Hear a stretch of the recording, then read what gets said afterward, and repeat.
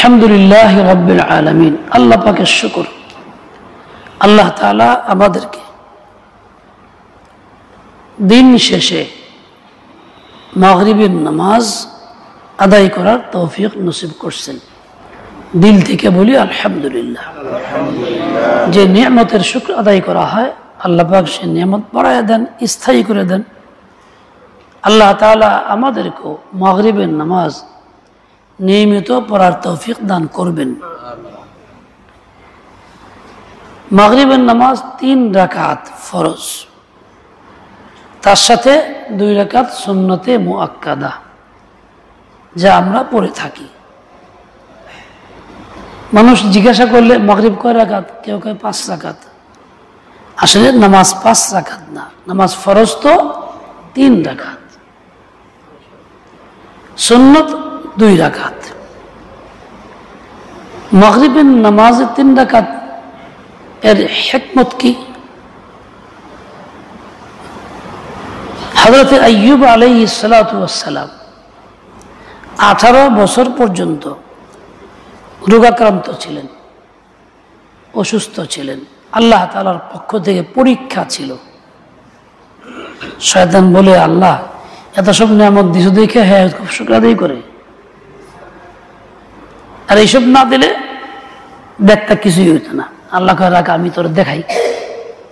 তো আল্লাহ তাআলা ইচ্ছাকৃত এভাবে আক্রান্ত করছেন দীর্ঘ 18 বছর পর্যন্ত। তিনি এই 18 বছরে একদিনের জন্য, এক মুহূর্তের জন্য আল্লাহকে ভুলেন নাই, এক মুহূর্তের জন্য না। তাহলে শয়তান নাকাম হইল যে না, তুই মনে করছো নিয়ামত দিছি কাও নেই, সে আমার নাম নেয়, তা না। নিয়ামত নেওয়ার পরেও সে আমারই নাম নিতেছে, আমার কথাই বলতেছে, আমার থেকে 1 সেকেন্ড তো গাফিল না। সত্যি আল্লাহর বান্দা যারা হয়, তাদের অবস্থা এমনই হয়, তারা নিয়ামতে থাক কিংবা না থাক, কোনো অবস্থাতেই তারা আল্লাহকে ভুলে না। সবসময় তার দিলের ভিতরে আল্লাহ পাকের ইয়াদ তাজা থাকে। মুরব্বী এরকম না, হাত ছাড়াই দেন। মসজিদে এরকম বসা নিষেধ, সুন্নতের খেলাফ। তো এটা আল্লাহ পাকের বান্দার অবস্থায়, সুখে থাকুক দুঃখে থাকুক, কোন অবস্থায় সে আল্লাহকে ভুলতে পারে না। আল্লাহকে কখনো সে ভুলে না। আমি আমাকে নিয়ে চিন্তা করি, তো আমি তো আল্লাহ পাকের বান্দা, অনেক নেমত পাইতেছি, খাইতেছি, আমার কাছে আছে। সত্যি কি আমি এই অবস্থায় আল্লাহকে সবসময় মনে রাখতেছি? কিংবা সাময়িক কোনো পরীক্ষা এসে গেলে, ফসল হয় নাই, ব্যবসায় লস হয়েছে, ইত্যাদি কোনো কিছু ঘটলে, তখন কি আমি আল্লাহকে ওইরকম দিল থেকে সবসময় মনে করি, না ভুলে যাই? তো কত রকম কথা হয়, কত আপত্তিকর কথা তখন চলে। এমনকি অনেক মানুষ দেখা গেছে এই অবস্থাতে নামাজ কালামও ছেড়ে দেয়। কি করবো, বিপদে পড়ছি, আল্লাহ যখন আমার দিকে দেখলো না, তা আমি কি করবো? মানে অভিযোগ হলো আল্লাহ তাকে দেখলো না, এসে একটু কমাই দেওয়া লাগবে। আসলে বাস্তবে তো এরকম না। আল্লাহ তাকে দেখতেছেন, বিদায়ী তো সে আছে। তার মাথা থেকে পা পর্যন্ত আল্লাহর নিয়ামতের মধ্যে কোনো কমি আছে? সম্পূর্ণ আল্লাহ পাকের নিয়ামতের ডুবা। এরপরেও অভিযোগ, আল্লাহ আমার দিকে তাকায় দেখলো না। কত গলত কথা। আমার ভাই, আল্লাহ পাক হেদায়েত দেন, সহি বুঝ দিয়ে দেন। এক বুজুর্গ ছিলেন হযরত খাজা আজিজুল হাসান মজজুব রহমতুল্লাহ আলাইহি। উনি একদিন যাইতেছিলেন, তার সাথে বেশ কয়েকজন আলেম ওলামা ছিলেন, বড় আলেম ওলামা। একটা লম্বা পথ চলছে।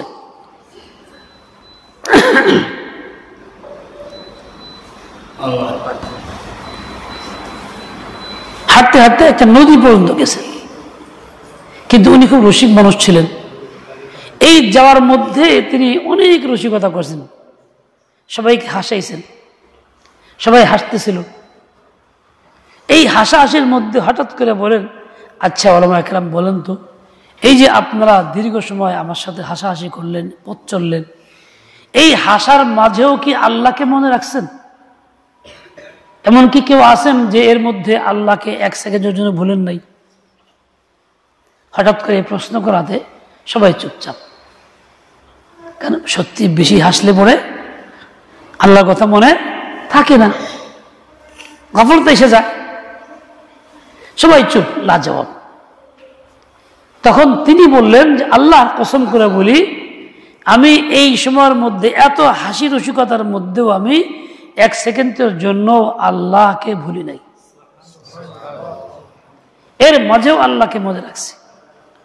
আল্লাহ পাকের বান্দা এমনই হয়, যারা হাসি রসিকতার মধ্যেও আল্লাহকে ভুলে না, নিয়ামতের যুগে থাকলেও ভুলে না, আবার নিয়ামত ছিনায় নিলেও আল্লাহকে ভুলে না। সে আসলে আল্লাহকে মনে করে নিয়ামতের জন্য না, বরং আল্লাহ আমার মালিক, আমি তার গোলাম, কাজে আমার কাজ হইল গোলামি করা। নিয়ামত মিলুক না মিলুক 24 ঘন্টাই তো আমি আল্লাহ তাআলার গোলাম। এই জন্য এমন লোক কখনো আল্লাহকে ভুলে না, সবসময় আল্লাহকে মনে রাখে। ঘুমায় থাকলেও আল্লাহর কথা মনে থাকে, বাজারে গেলেও আল্লাহকে মনে রাখে, আত্মীয় বাড়িতে গেলেও, বিয়ের অনুষ্ঠানে গেলেও, দুনিয়া কোনো এমন জায়গা নাই যেখানে সে আল্লাহকে ভুলে, আল্লাহকে মনে রাখে। এই জন্য এমন ব্যক্তি সত্যিকার অর্থে গুনাহের পরিবেশে ডুবলেও সে গুনাহ থেকে মুক্ত থাকে, কারণ সে দিলে ভিতরে আল্লাহকে নিয়ে ব্যস্ত থাকে, আল্লাহকে নিয়ে ডুবে থাকে। এই জন্য সে গুনাহ থেকে মুক্ত থাকে। আল্লাহ পাক আমাদেরকে ওই রকম কবরকে বানায় দেন, ওই রকম হওয়ার তৌফিক নসিব করেন। ও ভাই, আল্লাহ, আজকে 22 জিলকদ খতম, রাত শুরু হয়েছে 23 জিলকদ, আর সামান্য কয়েকদিন আছে, এক সপ্তাহ এই মাসের। এরপরে শুরু হবে জিলহজ মাস। জিলহজ মাসে আমাদের এখানে থাকা অবস্থায় একটা বড় আমল হইল কুরবানি।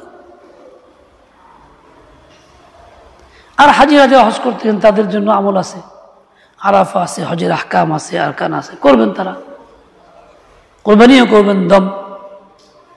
কিন্তু আমাদের এখানে বড় আমল হলো কোরবানি।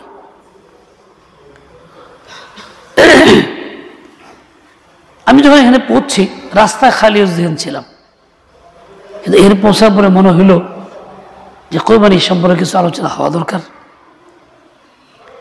তো এই কি পড়বো, এই জন্য সূরা কাউসার দিলি ভিতরে আসছে যে এইটা পড়ে নেই।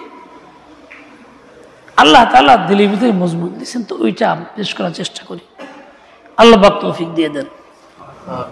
বলছিলাম যে মাগরিবের নামাজ 3 রাকাত কেন হইল? আইয়ুব আলাইহিস সালাম এভাবে 18 বছর একাধারে আক্রান্ত থাকার পরে, এর মাঝেও তিনি আল্লাহকে ভুলেন নাই। 18 বছর পর যখন আল্লাহর পক্ষ থেকে এই ইবতিলা খতম হয়ে গেছে, সুস্থ হয়ে গেছেন, ঘাটা কোনো কিছু বাকি নাই, দীর্ঘদিন 18 বছরের অসুস্থতার কারণে অত্যন্ত দুর্বল ছিলেন, শারীরিকভাবে দুর্বল। উনি আল্লাহ পাকের শুকর আদায় করার জন্য নামাজ শুরু করলেন। মাগরিবের ওয়াক্ত ছিল, 4 রাকাত নামাজ শুরু করছেন। 3 রাকাত পড়ার পরে আর উঠতে পারেন নাই, পড়ে গেছেন গা। 4 রাকাত পূর্ণ করতে পারেন নাই। আল্লাহ তাআলা বলেন, ঠিক আছে বান্দা, আমি আপনার এই 3 রাকাতই কবুল করলাম, 4 রাকাত আর পড়া লাগবে না। এরপর থেকে এই যে আমরা 3 রাকাত পড়ি, মানে আল্লাহ তাআলা আমাদের জন্য, এই উম্মতের জন্য 3 রাকাত ফরজ করছেন। মূলত ছিল আল্লাহ পাকের নিয়ামতের শুকর আদায় করার জন্য। আমরা যারা মাগরিবের নামাজ পড়ি তারাই প্রকৃতপক্ষে আল্লাহ পাকের অসংখ্য নিয়ামতের শুকর আদায় করি। যারা মাগরিব পড়ি না তারা এই সমস্ত নিয়ামতের শুকর আদায় করি না। কতই না পোড়া কপাইলা তারা যারা মাগরিব আদায় করে না, কতই না পোড়া কপাইলা তারা, কতই না ভাগ্যবান তারা যারা মাগরিব নামাজ পড়ে। আলহামদুলিল্লাহ, আল্লাহ পাক আমাদেরকে সৌভাগ্যবান বানাইছেন। আমরা পড়ছি।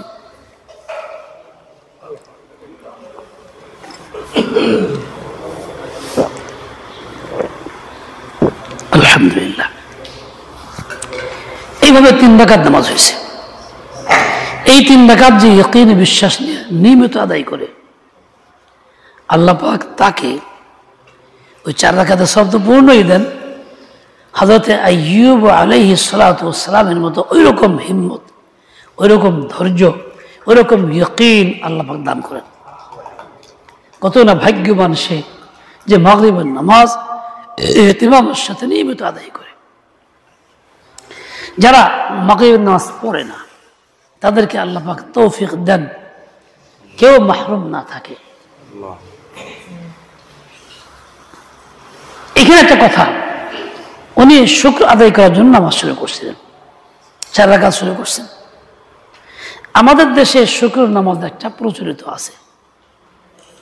মানুষ অন্য সময় করুক না করুক, বিয়ে করলে নামাজ পড়তে শুকরানা নামাজ, 2 রাকাত নামাজ, উজু থাক না থাক, বাকসাফ থাক না থাক, এই একটা রসম দেশে এখনো আছে।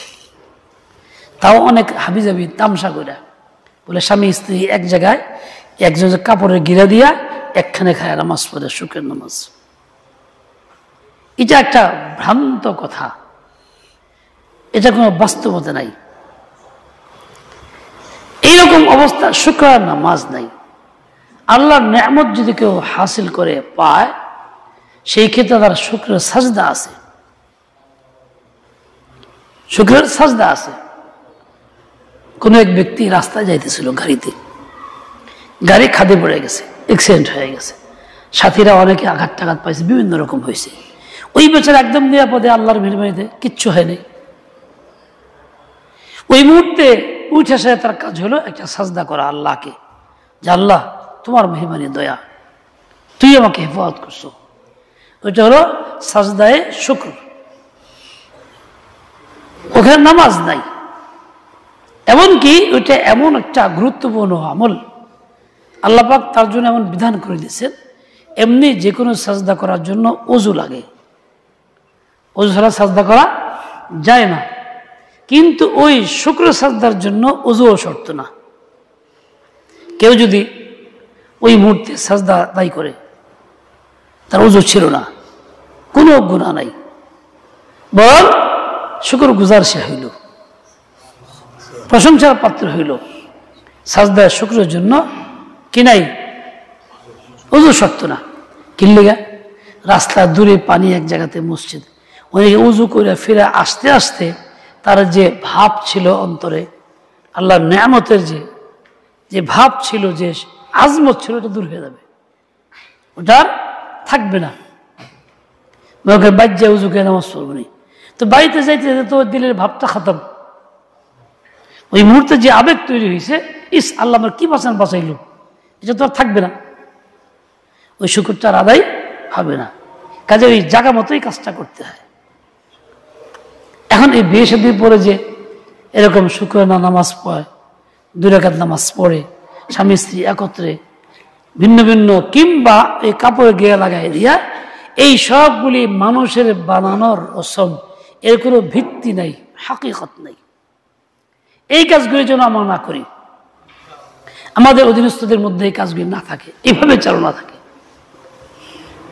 সবাইকে আল্লাহ পাক হেফাজত করেন, সহি বুঝ দিয়ে দেন।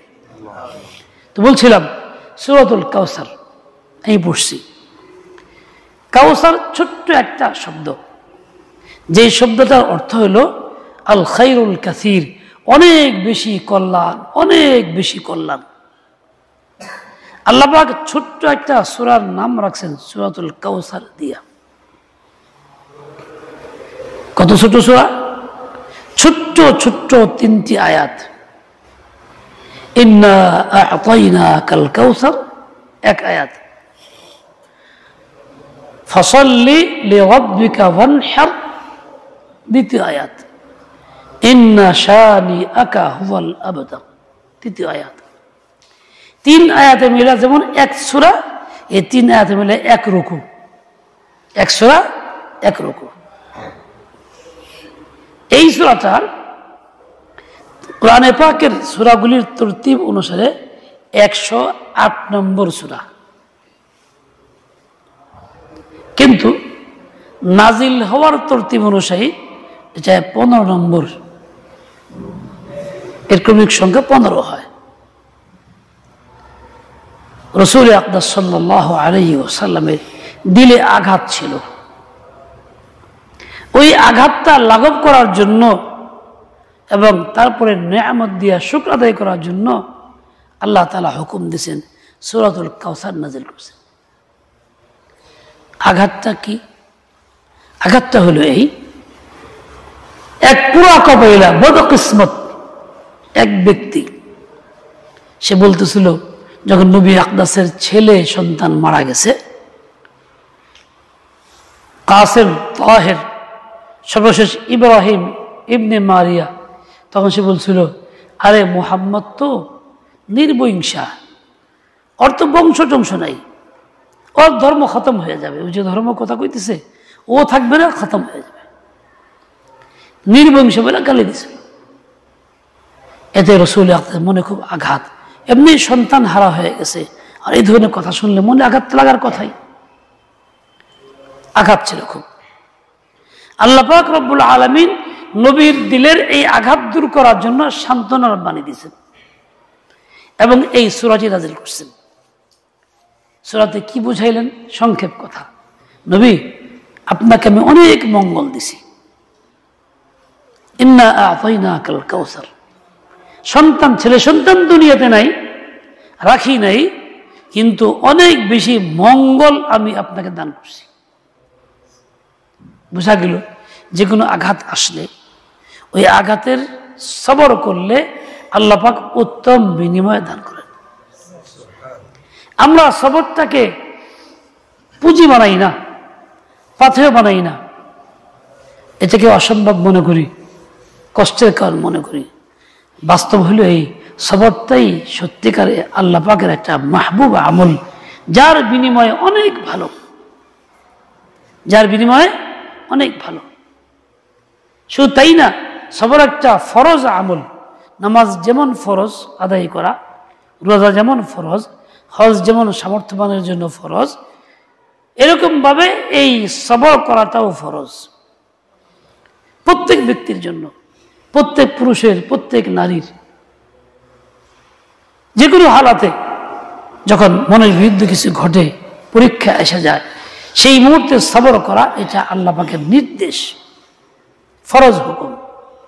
ফরজ হুকুম পালন করলে কি হয়? ইবাদত হয়। কাজে সবরটা ইবাদত।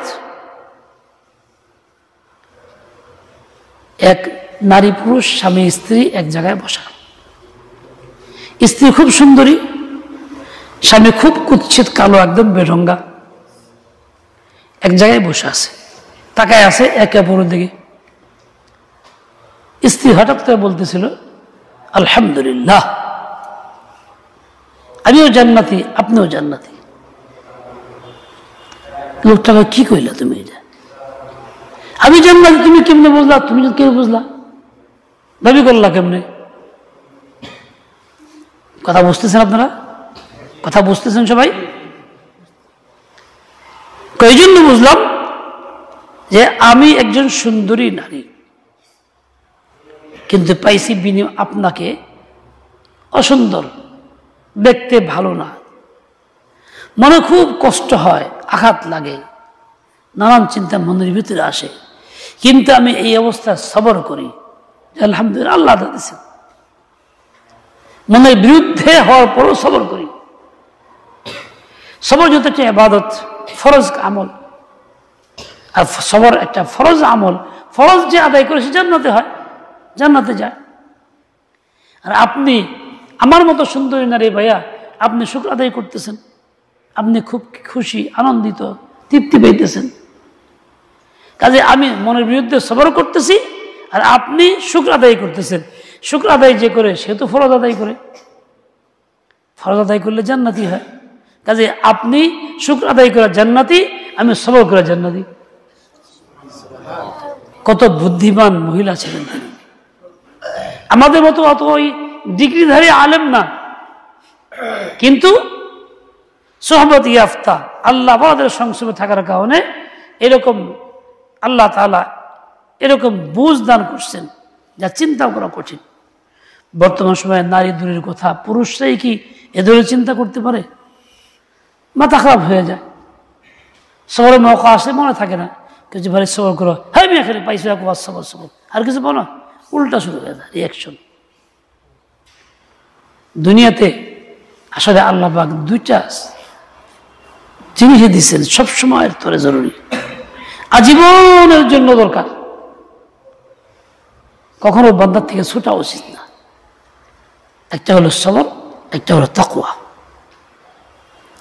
কখনো যেন না ছুটে। বান্দা সেই হয় যার মধ্যে এই দুই গুণ সবসময়ের তরে থাকে। এ না থাকলে বান্দা হইতে পারে না। যাই হোক, নবী আকরাম সাল্লাল্লাহু আলাইহি কথাগুলি শুনছেন, দিলে খুব আঘাত ছিল, সবর করছেন, হাইতাস করেন নাই, প্রতিশোধ নেন নাই। নবী হিসাবে ইচ্ছা করলে প্রতিশোধ নিতে পারতেন, সেই সক্ষমতা ছিল। নবীর গায়ে শক্তিও কম না, আল্লাহর মদতও কম না। নবীর গায়ে শক্তি কতটুকু? 3 কিংবা 4,000 পুরুষের শক্তি তার গায়ে ছিল। 2-5 জন কাফের তার সামনে আসে কিছুই না, ও এক থাপ্পড়ে সব শেষ। এত শক্তি আল্লাহ ওনাকে দিয়েছিলেন। 3 থেকে 4,000 যুবকের শক্তি ওনার গায়ে ছিল। কাজে মোকাবেলা করা কোনো কঠিন ছিল না, তা করেন নাই। কি করছেন? সবর করছেন। এই যে এত শক্তি প্রয়োগ করার ক্ষমতা আছে, ইচ্ছা করলে করতে পারেন, এই অবস্থায় সবর হলো আসান সবর। আর যে পারে না তার নাম কি না? সবর না, মানে ক্ষমতাই নাই, সবর করতেছে। একটা ঘটনা শুনছিলাম, কোন এক মহিলা রুটি বানাইতেছে, রুটি বানায় রাখতেছে পাশেই খোলা জায়গায়। গ্রামগঞ্জে আগে তো চুলার পর কইতো, খোলা জায়গায় চুলা থাকতো। আমরাও দেখছি মাচাচির সময় বাইরে চুলা থাকতো খোলা জায়গায়। এখন রুটি বানিয়ে রাখতেছে, হঠাৎ কাক একটা এসে রুটি নিয়ে গেছে। তো মনে খুব খারাপ লাগতেছে। সে কাকের পিছু কাক উপর দিয়ে দৌড়ায়, ও নিচ দিয়ে দৌড়ায়। এক পর্যায়ে নদী পর্যন্ত চলে, কাক নদীর উপর দিয়ে যাচ্ছে, সে নদীর পানিতেও গিয়ে নামছে, কিন্তু আর আগাইতে পারতেছে না। এখন কয়, যা কাক তোর দান করে দিলাম, তোর দান করে দিলাম। আচ্ছা, এই দানটা যদি 2 কিলো আগের থেকে করতো, বাড়িতে বেশি বেশি করতো, দৌড়ায় না যাইতো, তাহলে আসল দান হইতো। এখন ধরার জন্য চেষ্টা করে, যখন কোনো রকম পারে নাই, তখন কি কয়? দান করে দিলাম। এই দানের কোনো মূল্য নেই, সেটাও পারক। ওইরকমই সারা জীবন ছিলা নেয়ামতের যুবা, কি মজা করছো, বুকেলেমি করছো, দান করো নাই, সবকিছু নেয়ামত ছিল। মরার সময় যখন একদম নাক দিয়ে একদম বেরিয়েব, সব এই দান করলাম, ওই জমিন ওইটা মাদ্রাসাটা দিয়ে দিলাম, মুখে এত লাখ টাকা দিয়ে দিলাম, এইসব শুরু হয়ে যায়। বলে এটা গ্রহণযোগ্য না, এটা কি না? গ্রহণযোগ্য না। গ্রহণযোগ্য কোনটা? সুস্থ আছো, সবল আছো, তোমার কাছে নেয়ামত আছে, তুমি দিতে গেলে মনে ভয় লাগে কি জানি এ ফকির হয়ে যায় কিনা, জমা করার ইচ্ছাও থাকে, আগ্রহ থাকে, তখন তুমি দান করো। ওইটা হলো আফজলুস সাদাকা, সবচেয়ে উত্তম দান, আল্লাহর কাছে গ্রহণযোগ্য, তার বিনিময়ে তুমি পরিপূর্ণ পাইবা। তো ওই মহিলার কাককে রুটি দান করা যেরকম, ওইরকমই সবর আমাদের মধ্যে আছে। এখন পারি না, তোকে সবর করলাম। মনে করেন একজন তার খুব দুষ্ট, খুব জুলুম করছে, সে তার জন্য চেষ্টা করছে, আপ্রাণ চেষ্টা, জুলুমের প্রতিশোধ নেওয়ার জন্য সব রকম আয়োজন করতে পারে না, মনে করে যা সবর করলো। এটার নাম কি না? সবর না। সবর হলো প্রথম যখন আঘাতটা লাগে, তখন সবর হলো সবর। কিরকম? রাসূল আকরাম সাল্লাল্লাহু আলাইহি ওয়াসাল্লাম যাইতেছিলেন এক কবরস্থানের নিকট দিয়া, এই যে কবরস্থান, পাশে একজন মহিলা বৈশা খুব কান্নাকাটি করতেছিল, অনেক বেশি কান্নাকাটি করতেছে। রাসূল আকরাম বললেন, সবর করো, ইত্তাকিল্লাহ ওয়াসবিরি, ও আল্লাহর বান্দি তুমি আল্লাহকে ভয় করো এবং সবর করো। তুমি এখানে অনিয়ম করতেছো, কবরস্থানের পাশে এসে এরকম। তো ওই মহিলা অনেক বেশি আবেগ ছিল, রাসূল আপনাকে চিনতে পারে নাই। বলে কি, যাও মিয়া, তুমি কি বুঝবা, তোমার যদি বিপদ আমার মতো আসতো তাইলে বুঝতা। তো রাসূল আকরাম সাল্লাল্লাহু আলাইহি ওয়াসাল্লাম দেখলেন আসলে স্বাভাবিক না, চলে গেলেন। তো একজন লোক এসে বলতেছে কিছু বলে, এই তুমি কার সাথে কথা কইলা, কথা বললা কার সাথে? তো ওই মহিলা বলে, আমি তো চিনি নাই কার সাথে কথা বলছি। তুমি তো নবীর সাথে কথা বলছো, তাই নাকি? আহা, ভুল হয়ে গেছে। তো ওইটা রওনা হয়েছে। রাসূল আকরাম সাল্লাল্লাহু আলাইহি ওয়াসাল্লাম বাড়িতে গেছে, দরজায় গিয়া আওয়াজ দিয়েছে, নবীর সঙ্গে দেখা হয়েছে। বলে, ইয়া রাসূলুল্লাহ লাম আরিফকা, আমি আপনাকে চিনতে পাই নাই। আপনি সবর করতে বলছেন, আমি সবর করলাম। গুরুস্থান থেকে বাড়ি পর্যন্ত গেছেন, তারপরে বলতেছেন। রাসূল আকরাম বললেন, না, ইন্নামা সবরু ইনদা সাদমাতিল উলা, এই সবর হলো না। আসল সবর কোনটা? প্রথম যখন আঘাত লাগে ওই আঘাতের সময় সবর হলো আসল সবর। এখন দুঃখ পুরাতন হয়ে গেছে গা, দূরে চলে আসছো, জায়গার থেকে চলে আসছো, এখন তুমি সবরের দাবি করতেছো, এটা আসলে প্রকৃত সবর না।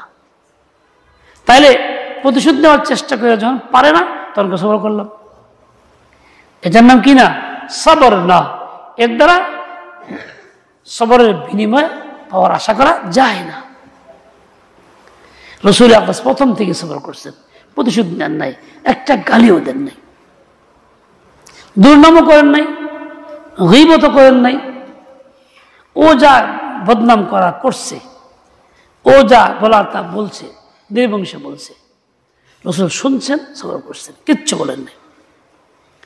আর সত্যি যখন মানুষ মাজলুম হয়, মাজলুম হইলে কোনো রকম প্রতি উত্তর না দিয়া, কোনো রকম কৌশল অবলম্বন না কইরা ডাইরেক্ট সবর করে, বলে আল্লাহ পাকের সাহায্য তখনই পরিপূর্ণ আসে। আর যদি এরকম কিছু সময় পার হয়ে যায়, দুঃখ লাঘব হয়, পরে সবর করলাম, তাহলে আর আল্লাহর ওই খাস নুসরত আর মিলে না, ওই সাহায্য আর মিলে না। কারি আব্দুল হক সাহেব ছিলেন একজন, নোয়াখালীর বাড়ি, আমাদের করাচির হজরতের খুব খিদমত করতেন, খাদেম ছিলেন, খুব বয়স হয়ে গেছিল, কিন্তু 24 ঘন্টা বসে লাগা থাকতেন। আজীব মন মেজাজ ছিল, কল্পনা করা মুশকিল। একদিন আমার সাথে কথা বলছেন একটা ঘটনাটা কি, ওনার নিজের এলাকায় একটা হেফজখানা আছে। হেফজখানায় ছোট ছোট বাচ্চারা পড়াশোনা করে। তো ওই হেফজখানা মাদ্রাসার ছাত্রদের লজিংয়ে যাতায়াত করতে হয় একটা নদী পার হয়ে ওপারে, কারণ এপার থেকে ওপারে বাসা যেতে হয় বাড়িতে। তো এক ছেলে, 9-10 বছর একটা ছেলে ওই হেফজখানায় পড়ে, ও নৌকায় উঠছে, গুদারা নৌকায় পার হওয়ার জন্য। কয়েকজন পাবলিকও আছে, জনগণও আছে। এই যখন বাচ্চাটা উঠছে, স্বাভাবিকভাবে একদিকে নৌকায় পাড়া দিলে লোকজন থাকলে একটু ঝুঁকে না, ঝুঁকে গেছে। ঝুঁকলে পরেই উপস্থিত একজন ছিল খুব গুন্ডা প্রকৃতির মানুষ, স্বাস্থ্য খুব ভালো মানুষ, তার খুব ভয় করত। সেটা এক থাপ্পড় দিয়েছে, ভাই ভাই নৌকা জোর আজকে। এই বাচ্চারা কিছুই বলল না, উপস্থিত লোকজন কেউ কিছু বলল না, ভয়ে সবাই চুপচাপ। ওই নৌকা চলতেছিল, সেটা চোখ দিয়ে পানি গড়ায় পড়তেছিল, সেখানে প্রতি উত্তর করা নাই, জবাব দেয় নাই, গালিগালাজ করে কিচ্ছু না, শুধু চোখের পানি পড়তেছিল। নৌকা যখন পরে গিয়ে ভিড়ছে, বাস্তব ঘটনা উনি বলছেন। তখন নৌকা নামে গেছে সবাই, কার কোনো অসুবিধা হয় নাই। কিন্তু ওই যে জালেম থাপ্পড় যে লাগাইছে গুন্ডা, ও যখন নামতেছিল পা পিছলায় পড়ে গেছে। পয়সা তো পড়ছে, একটা খোটা গাড়া ছিল, নৌকা বান্ধে যে খোটাটা বাসটা ছিল চুক্ষা মাথা, একদম পেট পড়ছে চুক্ষার উপরে, পেট দিয়ে ঢুকে পিঠ দিয়ে বাস বেরিয়ে গেছে, এরকম পড়া পড়ছে। আশ্চর্য অবস্থা। স্বাস্থ্যবান মানুষ, শক্তিশালী মানুষ, পড়ার তো কথা না। কি করবে?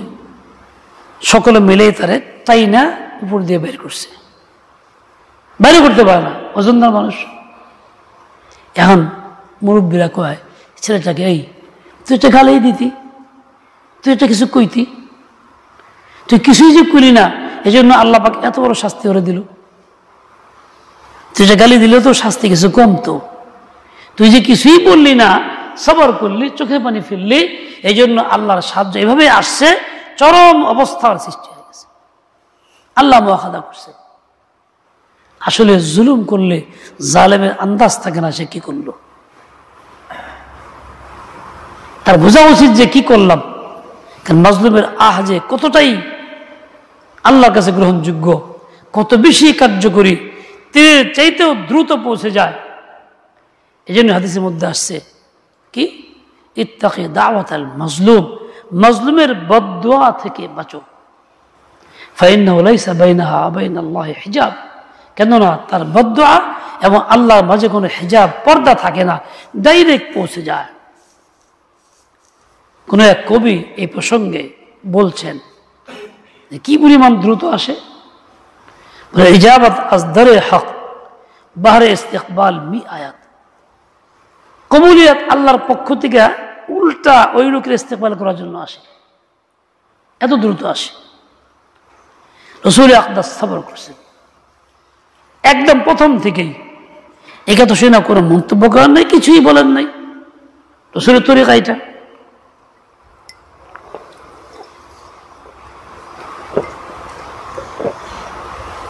আলহামদুলিল্লাহ, আল্লাহ পাক বিনিময় দিয়েছেন। সবার বিনিময় কি দিলেন? সূরা কাউসার নাজিল করলেন, বললেন ইন্না আ'তাইনাকাল কাউসার, নবী আপনাকে আমি কাউসার দান করেছি। কাউসার দুই জিনিস, একটা হলো হাউজে কাউসার, যা শুনি আমরা, বেহেশতের একটা নহর, যেখান থেকে বেহেশতের পানি পান করানো হবে উম্মতে মুহাম্মাদি, যারা সুন্নতের উপরে চলবে, বিদআত থেকে মুক্ত থাকবে, খুরাফাত থেকে মুক্ত থাকবে, গুনাহে কবিরা থেকে মুক্ত থাকবে। আল্লাহ পাক তাদেরকে নবী আকদাসের মাধ্যমে ওই হাউজে কাউসারে পানি পান করাবেন। শর্ত হলো বিদআত থেকে মুক্ত থাকা, সুন্নতের উপরে বহাল থাকা, শর্ত হলো গুনাহে কবিরা থেকে মুক্ত থাকা, শর্ত হলো সহি আকীদা পোষণ করা। সহি আকীদা পোষণ করে, সুন্নতের উপরে চলে, কবিরা গুনাহ থেকে মুক্ত থাকে।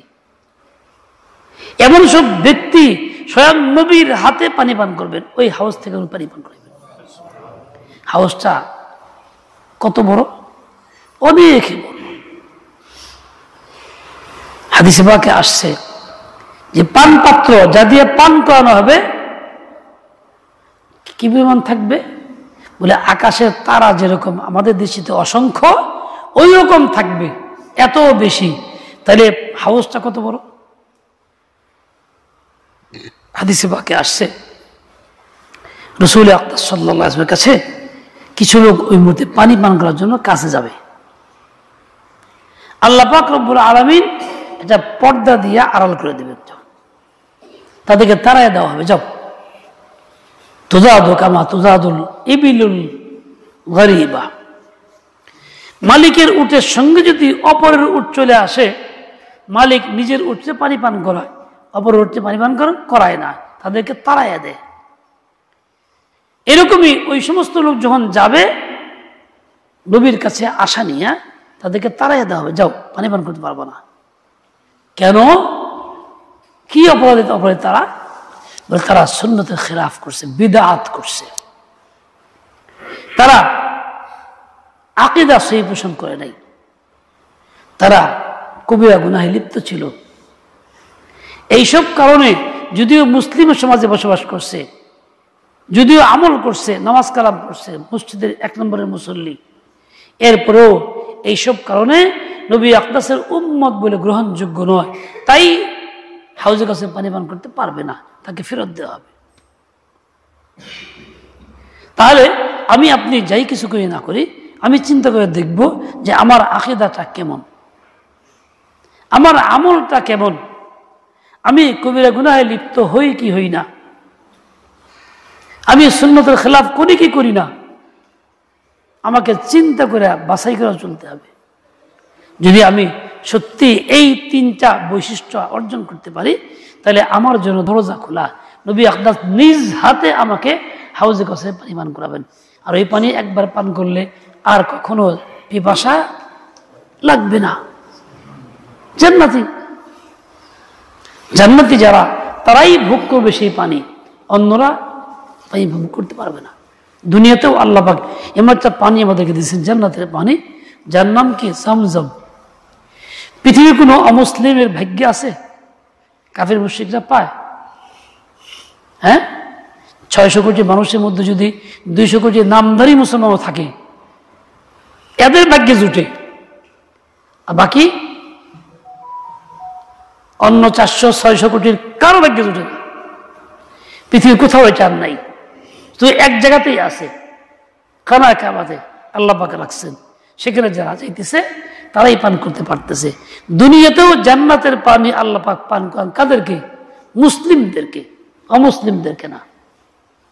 হাউজে কাউসার তো আরো কঠিন হবে। এখানে তো কারোর মাধ্যমে হতে পাইতেও পারে, মুসলমানকে নিয়ে আসছে, পাশে কোনো মুসলিম ছিল, চল তুই একটু খেয়া দেখ কিরম লাগে, বা আবেদন করলো, ভাই তো আজ পানিটা খাস দিয়ে একটু দিন আমারে, দিল একটু দয়া করে। কিন্তু হাউজে কাউসারকে তাই হবে নাকি যে কেউ এরকম বললে তাকে দিয়ে দিবে? না, সম্ভব? কখনো সম্ভব না, কখনো সম্ভব না। শুধুমাত্র আল্লাহ পাক নবীর যারা মুত্তাবে সুন্নত খাঁটি, তারাই পাবে, অন্যরা মোটেই পাবে না, মোটেই পাবে না। এখন চিন্তা করে দেখি যে আমার অবস্থাটা কি, আমি সুন্নতের ইত্তেবা করি কিনা, সকল কাজের মধ্যে সুন্নত আছে কিনা, আমার চিন্তা করা দরকার। আমি যদি সামান্য সামান্য বিষয় নিয়ে ভাবি, আল্লাহ তুলনামূলক আলোচনা করি, দেখব সুন্নত আমার মধ্যে নাই, গায়েব হয়ে গেছে, বরং সুন্নত চিনিই না। আমার এখানে একজন মেহমান আসছে, বেশ কিছুদিন আগের কথা। তো এই লোকটা, আমি রুটি আর কিছু মাছের তরকারি ঝুল ছুলে খাবার দিচ্ছি, তো খাইতেছে। খাওয়ার পরে ঝুল অনেকটা আছে প্লেটের মধ্যে, সে হাত দিবে। এই বললাম, এটা তো ঠিক না, সুন্নতের খেলাফ, ভালো করে খান।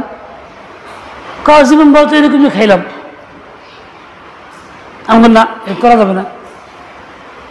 এবার সে ভালো করে খাইছে, তারপরও কিছু রয়ে গেছে, এবার হাত ধুতে চায়, আমি তাকে বাধা দিলাম, আবার একটু খাইল। অভ্যাস যার এরকম নাই, সে কেঁচে খাইতে পারে না, যাই হোক সে হাত দিছে। এই যে লোকটা আল্লাহর নেয়ামত থাকা অবস্থায় হাত দিয়ে ফেললো, অপচয় করলো, সুন্নতের খেলাফ করলো। সুন্নত ছিল কি? ভালো করে কেঁচে খাওয়া, কিন্তু তা করে নাই। সে কিছু ঝোল, যার মধ্যে মরিচ আছে, লবণ আছে, তেল আছে, যেমন হলুদ আছে, আরো কিছু মশলা মশলা আছে, যার পিছনে আল্লাহ পাকের ফেরেশতার মেহনত আছে, যার পিছনে আগুনের মেহনত আছে, যার পিছনে বাবর চিজে তার মেহনত আছে, অসংখ্য মেহনত তার পিছনে রয়ে গেছে। আল্লাহ পাক এতগুলি মেহনত করাইয়া নিয়ামত দান করছেন, ওই লোকটা মোটেই কদর করলো না, ফেলে দিল। আচ্ছা, একটা লোক এরকম হইলো, সুন্নতের খেলাফ করলো, যে আমাদের জিন্দগিতে কি এরকম ঘটনা নাই? আমাদের জিন্দগিতে এরকম ঘটনা নাই? সুন্নত তো আমরাও পালন করি না, আদনা কাজেও না। দেখেন, যা চা পান করতে অভ্যস্ত, চা, এরা সাধারণত কি করে? বেশিরভাগ লোক দেখা যায় অভ্যাসগত বাম হাতে চা পান করে।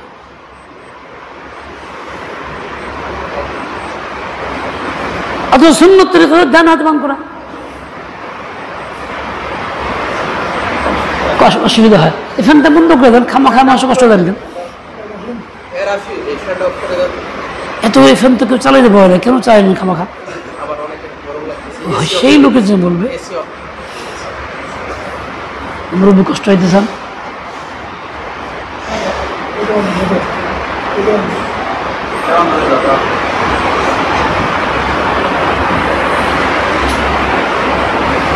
তারা কি করে? বাম হাতে সুন্নতের খেলাফ খায়। এরকমভাবে দেখা যায় চা পান করে খুব বেশি গরম থাকলে ফু দিয়ে পান করে। আচ্ছা, খাবার মধ্যে ফু দিয়ে পান করা সুন্নতের খেলাফ। আবার দেখা যায় যারা পান করার পরে আলহামদুলিল্লাহ তো বলেই না, কারণ গরমটা পান করলে আলহামদুলিল্লাহ মনে আসে না, ঠান্ডা পান করলে আলহামদুলিল্লাহ মনে আসে। ঠিক তেমনি তারা আবার কি করে? রেখে দেয় কিছু কাপের তলায়, বেশ চা থাইকে যায়। অনেকে তো মোটামুটি 3 ভাগের 1 ভাগে রেখে দেয়, এটা ফ্যাশন, ভদ্রতা বলে। অথচ এই যে একটা কাপের মধ্যে যে পরিমাণ চা থাকলো, শুধু চাই কি ওদের পানি আছে, চিনি আছে, দুধ আছে, চার লিগার আছে, এর পিছনে আগুনের মেহনত আছে, ফেরেশতার মেহনত আছে, কত কিছু। আচ্ছা, 1 কোটি মানুষ যদি ওই পরিমাণ করে চা রাইখে দেয়, যেটা ফেলে দেয়, সবগুলি একত্র করলে কত মন হবে? মন না, কত টন হবে? তাহলে কত অসংখ্য পরিমাণ ইসরাফ আমরা করি, যা সুন্নতের খেলাফ, কবিরা গুনাহ। এভাবে আমাদের জিন্দেগি চলছে। আদনা কাজের মধ্যেও বড় কাজ তো কথাই নেই। আজকে এক বিয়ে পড়ার জন্য অনুরোধ ছিল আমার এক ছাত্রীর এবং তার বাবার। গিয়েছিলাম বিয়ে পড়াইতে, গিয়ে দেখি সেখানে পাড়া দেওয়ার কায়দা নেই, বসার কায়দা নেই। নারী পুরুষের অবাধ মেলামেশা, বেপর্দা, এমন চরম, একসঙ্গে বসে খাইতেছে, আর যা ইচ্ছা তাই, ভাষায় প্রকাশ করা মুশকিল। মুসলমানের জিন্দিগিতে এমন হবে যার জিন্দিগিতে নবীর তরিকা পরিপূর্ণ থাকবে, যার জিন্দিগিতে ফরজ তো ফরজ আদায় হবেই, সুন্নত পরিপূর্ণ আদায় হবে। বিবাহ শাদী অনুষ্ঠান সুন্নত অনুষ্ঠান, সুন্নত বিবাহ পাওয়ানো, এই সুন্নতটাকে আমলে আনতে গিয়া কত ফরজ তরক, কতগুলি কবিরা গুনাহ একসঙ্গে চলতেছে, চালাইতেছে, মনে মনে খুশি।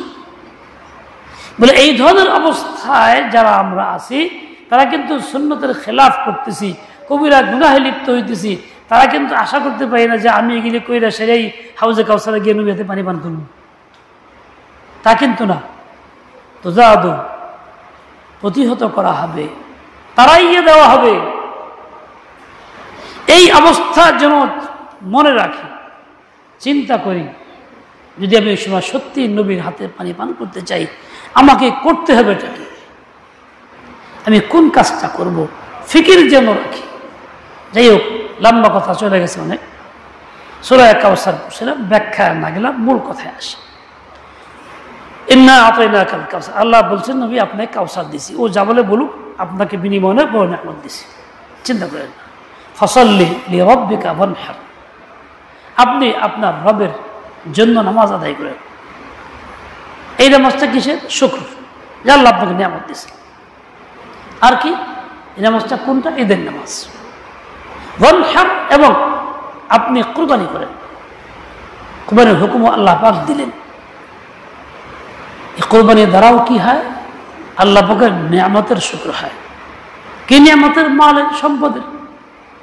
মাল দিছেন, মালটাকে এভাবে ব্যয় করুন। কুরবানি ইবাদত। এমনিতে আমরা বছর ভরা অনেক জায়গায় জীবজন্তু জবাই করি, খাই, অনুষ্ঠানের মধ্যে কিনে আনি। ওইসব ক্ষেত্রে আমাদের পয়সা ব্যয় হয়, হালাল গোশত আনতে পারি, খাইতে পারি, কিন্তু ইবাদত হয় না, সওয়াব মিলে না। কুরবানির জন্য আমি জন্তু কিনা যদি জবাই করি, তাহলে আমার এতটা সওয়াব হয়, ইবাদত হয়, আল্লাহ এত খুশি হন, প্রতিটি পশমের বিনিময়ে একটি করে বিনিময় নেকি রাখেন। অথচ আমি লক্ষ টাকা দিয়ে অন্য সময়ে জবাই করা খাইলে কি এক পশমের সওয়াব পাই না, আর এখানে প্রতি পশমে সওয়াব পাই। কুরবানি কি? ইব্রাহিম আলাইহিস সালামের সুন্নত, সুন্নত আবিকুম ইব্রাহিম। কুরবানি কি? আল্লাহ পাকের হুকুম, যা দিয়ে বান্দা আল্লাহ শুকর আদায় করবে। জিলহজ মাসের 10 তারিখ, 11 তারিখ, 12 তারিখ, 3 দিন সময় থাকে। এই 3 দিন এর ভিতরে যার কাছে ঋণ এবং নিত্য প্রয়োজন বাদ দিয়া বর্তমান বাজার মূল্য হিসাবে 65 থেকে 70,000, 69,000 টাকা থাকে, তার কোরবানি ওয়াজিব হয়। অনেক সময় দেখা যায় গরু ব্যবসায়ী গরু ব্যবসা করে, তার নিজের পুঁজি নাই, 2-4 জন থেকে 2-4 লাখ টাকা পুঁজি নিয়ে শুরু করছে, 3 দিনে গরু আপদান করছে, বিক্রি করছে, তার 1.5 লাখ 2 লাখ টাকা লাভ হয়ে গেছে। আসলে বাস্তবতার টাকা মালিক না, আগে ছিল না।